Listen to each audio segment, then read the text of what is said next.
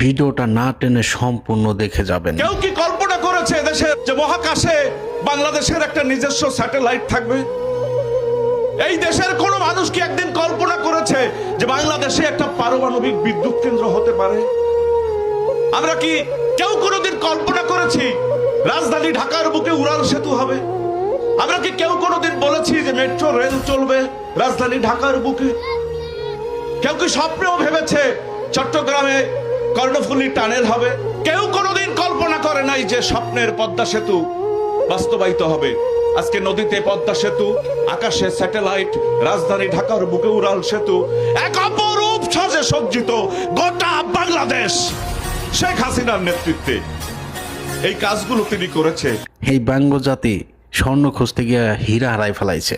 পদ্মা সেতু, Karnaphuli tunnel, metro rail, Rooppur পারমাণবিক বিদ্যুৎ কেন্দ্র, ঢাকার ভিতরে বিভিন্ন ফ্লাইওভার, এইগুলো